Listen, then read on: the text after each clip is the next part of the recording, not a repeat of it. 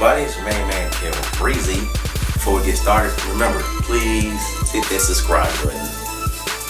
YouTube page, Monday Night Raw, Performance Center.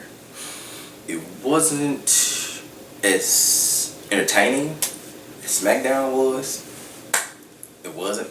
Not surprised, especially trying to do a 3-hour show. And you know, they kicked this off with Edge coming out giving this big, heartfelt, heart-pounding, adrenaline rushing, exciting, just ready for Wrestle Mania promo, where he was talking about how actually Beth Phoenix was coming out to retire Edge again. But they didn't get to that point because Randy Orton RKO'd her. So which led up to a challenge by Edge to a last man standing match. Edge said that Randy Orton's been jealous. He's jealous of Edge. Because, you know, Randy Orton is just gifted, but everything's been handed to him. Where Edge worked for all the things he's done out of greatness. He worked to come back after 9 years to be in a Royal Rumble. And he eliminated Randy Orton, and Randy Orton was jealous, was mad that the guy that's been gone for 11 years threw me out. He was coming back for a few dream matches here and there. And Randy Orton was jealous. So, hey, I'm here for it. I'm ready for it. So last night, 3 matches pretty much WrestleMania was announced. Randy Orton, Edge, Seth Rollins, Kevin Owens, Undertaker, AJ Styles. They also talked about how for the WWE Championship, Drew McIntyre and the Beast, Brock Lesnar, got. So they showed the Royal Rumble match from this year. How Brock Lesnar threw out 13 people, then he got eliminated by Drew McIntyre, and Drew McIntyre went on to win, to be the psychopath, Scottish psychopath Royal Rumble winner. So that's what that's all about. Yeah, so I fell asleep on it because I seen the Royal Rumble, watched it twice, and knew how to go in. So I wanted to take a little nap on it. I did. I knew the outcome. So that happened. Woo-hoo-hoo. Beth Phoenix rolled up to the Performance Center in a big rig with her face on it, her name on it, and all this other stuff on it. Yes. Really talking bad to Shayna Baszler. She pretty much let Shayna Baszler know, you're not going to do to me what you did to everybody else. But I'm going to do to you what I've done to everyone else.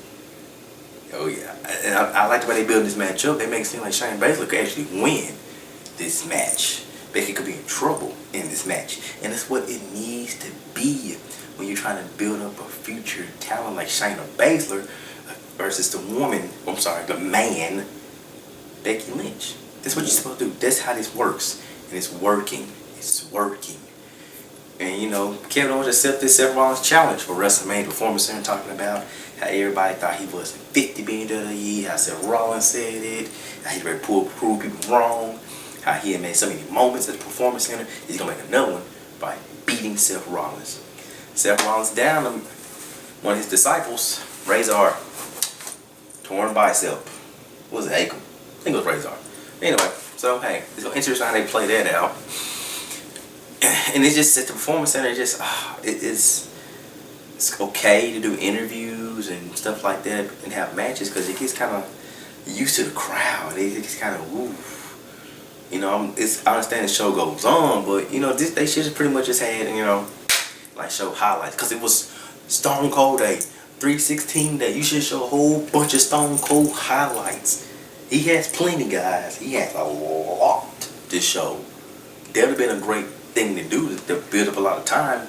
So you got to worry about having so many matches. It's 3 hours, so you need to do a lot to build up because the matches get kind of like a match between Andrade with Zelina Vega taking on Rey Mysterio. I'm finna rant about this because the guy that should be in Rey Mysterio's spot is Humberto Carrillo. Why isn't this guy getting the push he should be getting? Like, he should have been the one who beat Angel Garza. He should have been the one beating Andrade in a non-title match, not Rey Mysterio. I like Rey Mysterio. He's great in the ring. He's fun. He's showing he's still got it, but the future is right in your face, Vince. It's 3 guys that should be on your television, and people love to see them because they can go in the ring, they can talk on a mic, and with Humberto showing a little more aggressive side, he really should be in Rey Mysterio's spot right now. The 3 guys talking about is Humberto Carrillo, Ricochet, Cedric Alexander. To be honest, these three guys belong on NXT or on SmackDown. Two brands that actually care about good quality wrestling matches. Not so caught up on this entertainment stuff that Raw is being built on for so many years. Like Rey Mysterio, you do, come on. Vince, oh my God, I can't remember this too long. And oh my goodness, like I really feel like Cedric, Ricochet, and Humberto go to SmackDown, and I just know those guys would kill it. Give great matches. There's so many guys over there they can have great matches with that need to be having great matches with great wrestlers. Not this whole sports entertainment stuff that Vince McMahon always want to talk about and show. Oh my gosh, why are you just giving up on great talent for no real legitimate reason other than you're an old man who's out of touch with time? Oh, I can't. Speaking of time, The Undertaker, he looked pretty impressive. I got that American badass feel, or big evil feel, because he had his hair in a ponytail with a skull cap on, with his straps down, ready to fight. AJ signed the contract in the back, saying Gallows Anderson to take the contract to The Undertaker. Lights went off, Undertaker behind him, beat them up. It wasn't dead man fight, it was American badass fight. He signed it, put it in Carl Anderson's mouth. I really feel that WrestleMania AJ should get this win. He should. This is a match that AJ should. Undertaker don't need to win no more matches at WrestleMania. He's done it. Undertaker don't need to get back to the wrestling business. Give back, let AJ Styles get this. He needs it. This would be huge for him, his success, especially as a heel right now. And let it be a clean one. He needs it and he deserves it. He does. He does need it. He needs it. He needs it. Because he's phenomenal.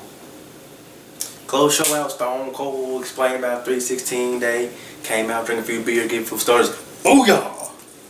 Who got star number one? Of course, who deserved it? Byron Saxton. Being the jackass that he is. And that makes him this week's loser face of the week. Then the Street Profits came out. And guess what, guys? You joined Byron on the loser face of the week. On the wall with them. With him. Yep, that's how it's gonna go. Street Profits, Byron Saxton. You know what, Street Profits? No, y'all good. Yep, you guys stay a loser face because you came out. They need you trying to party with Becky Lynch and Stone Cold Steve Austin. Y'all got started for it. Byron Saxton's the number one loser face. And his testicles, because Stone Cold just every time he tried to stun on this man, he got kicked in the testicles. Stone Cold kicked right, ooh, and then the stunner, like every time. And then like the second one, you notice Byron grabbed himself like, oh my gosh, not again. He got the right one this time. Oh, jeez, oh. Street Profits, a lot of beer drinking. Becky gave a stun to Byron. She don't know how to do it with Stone Cold. Kevin Owens, she gotta keep practicing. Keep practicing, Becky. Stick with the manhandle slam or your disarmor, whatever you use. But this Monday Night Raw, it just was okay. It's some things they should have done, like more Stone Cold highlights. You know, maybe not show the whole Royal Rumble match. Just the Brock Lesnar show until Drew McIntyre threw him out. I mean, yeah, okay. Not have Rey Mysterio in this spot. I can't address this enough. Humberto should have it.